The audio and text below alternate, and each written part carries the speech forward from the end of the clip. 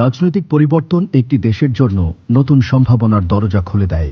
দীর্ঘ ১৭ বছরের ফ্যাসিবাদী শাসনের পতনের পর অনুষ্ঠিত নির্বাচনে ২/৩ আসনে জয় পেয়ে ক্ষমতায় এসেছে বিএনপি।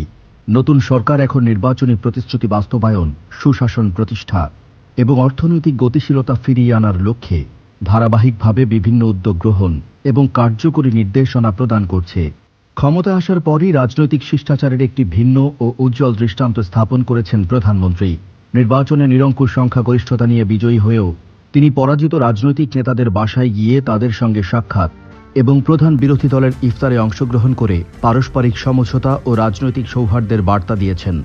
জুলাই আগস্টের গণ অভ্যুত্থানে নিহত ও আহতদের পরিবার পুনর্বাসন, চিকিৎসা এবং কর্মসংস্থানের দায়িত্ব গ্রহণের পাশাপাশি গুম ও খুনের শিকার পরিবারগুলোর পাশে দাঁড়ানোর প্রতিশ্রুতি দেওয়া হয়েছে। সফল গোয়েন্দা ও কূটনীতির মাধ্যমে ভারতে পলাতক হাদি হত্যাকাণ্ডের মূল আসামিদের গ্রেফতারে সক্ষম হয়েছে সরকার। ফলে আলোচিত এই হত্যাকাণ্ডের বিচার প্রক্রিয়া এগিয়ে নেওয়ার পথ সুগম হয়েছে। পররাষ্ট্র নীতিতে ভারসাম্য রক্ষা করে প্রতিবেশী দেশগুলোর সঙ্গে সম্পর্ক উন্নয়ন এবং আন্তর্জাতিক অঙ্গনে দেশের অবস্থান শক্তিশালী করতে জাতিসংঘের সাধারণ পরিষদের সভাপতি পদে বাংলাদেশের প্রার্থিতা ঘোষণা করা হয়েছে। সরকারি ব্যয় কমাতে কৃচ্ছ্রতা সাধনের উদ্যোগ নেওয়া হয়েছে। প্রধানমন্ত্রীর সাদামাটা জীবনযাপন রাষ্ট্রীয় পর্যায়ে মিতব্যয়িতা নিশ্চিত করার একটি প্রতীকী বার্তা বহন করছে। প্রশাসনের সময়ানুবর্তিতা ও দক্ষতা বাড়াতে কঠোর নির্দেশনা দেওয়া হয়েছে। অপ্রয়োজনীয় বিদেশ সফর স্থগিত, বিলাসবহুল গাড়ি কেনা বন্ধ এবং ব্যয় সংকোচনের মাধ্যমে প্রশাসনের শৃঙ্খলা ফিরিয়ে আনার চেষ্টা চলছে। নির্বাচনী ইশতেহারের অন্যতম কর্মসূচি ফ্যামিলি কার্ড চালু করা হয়েছে, যার মাধ্যমে পরিবার ভিত্তিক সহায়তা পৌঁছে দেওয়া হচ্ছে। পাশাপাশি ডিজিটাল স্বাস্থ্যসেবা সহজ করতে হেলথ কার্ড চালুর উদ্যোগ নেওয়া হয়েছে। কৃষি খাতে অনূর্ধ্ব ১০,০০০ টাকা কৃষিঋণ মওকুফে প্রায় ১,৫৬৮ কোটি টাকা বরাদ্দ দেওয়া হয়েছে, যা প্রান্তিক কৃষকদের জন্য স্বস্তি তৈরি করবে।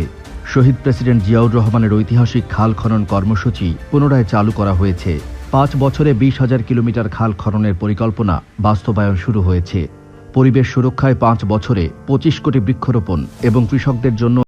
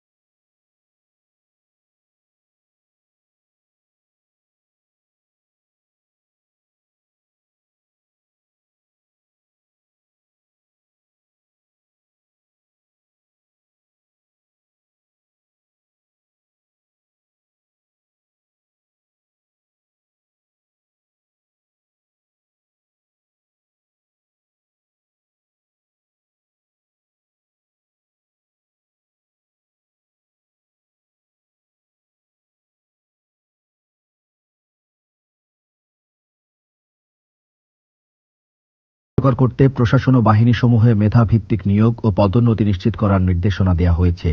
বিদেশি বিনিয়োগ সহজ করতে ১০০ কোটি টাকা পর্যন্ত বিনিয়োগ প্রত্যাবাসনে কেন্দ্রীয় ব্যাংকের পূর্বানুমোদনের বাধ্যবাধকতা তুলে দেওয়া হয়েছে। বিদেশে উচ্চ শিক্ষার জন্য শিক্ষার্থীদের রাষ্ট্রীয় সহায়তায় জামানতবিহীন ব্যাংক গ্যারান্টি প্রদানের উদ্যোগ নেওয়া হয়েছে। ক্রীড়া ও সংস্কৃতি বিকাশে শিক্ষা প্রতিষ্ঠানের মাঠ উন্মুক্ত করা, নতুন করে কর্মসূচি চালু এবং উপজেলা পর্যায়ে ক্রীড়া শিক্ষক নিয়োগ শুরু হয়েছে। বিমানবন্দর ও চলন্ত ট্রেনে বিনামূল্যে ইন্টারনেট সেবা চালুর উদ্যোগ নেওয়া হয়েছে, যা ডিজিটাল সংযোগ বৃদ্ধি করবে। নারীর নিরাপত্তা নিশ্চিত করতে নারী পরিচালিত পিঙ্ক বাস সার্ভিস চালুর উদ্যোগ এবং সাইবার হয়রানি প্রতিরোধে কঠোর আইনগত ব্যবস্থা নেওয়া হয়েছে। নতুন সরকার দায়িত্ব নেয়ার পর সামগ্রিক আইন শৃঙ্খলা পরিস্থিতির উন্নতি হয়েছে বলে ধারণা করা হচ্ছে। সহিংসতা কমে এসেছে এবং জনমনের স্বস্তি ফিরছে। প্রধানমন্ত্রী কর্তৃক নেতৃত্বের ক্ষেত্রে ব্যক্তিকেন্দ্রিকতার পরিবর্তে দেশকে অগ্রাধিকার দেওয়ার বার্তা তুলে ধরা হচ্ছে, যা একটি অন্তর্ভুক্তিমূলক রাষ্ট্র গঠনের ইঙ্গিত দেয়। প্রধানমন্ত্রী তারেক রহমানের নেতৃত্বকে কেন্দ্র করে উন্নয়ন, দায়বদ্ধতা এবং ভবিষ্যৎ প্রজন্মকে প্রস্তুত করার লক্ষ্যে একটি দীর্ঘমেয়াদী রূপকল্প বাস্তবায়ন প্রস্তুতি সম্পন্ন হওয়ার পথে। দীর্ঘ রাজনৈতিক অস্থিরতার পর নতুন সরকার দায়িত্ব গ্রহণের পর দেশে স্বস্তি ফিরছে। সরকারের গৃহীত এসব পদক্ষেপে ক্রমেই দেশে স্থিতিশীলতা ফিরে আসতে শুরু করেছে। বিশ্লেষকদের মতে এটা সবার উপরে বাংলাদেশকে গুরুত্ব দেওয়ার প্রতিফলন।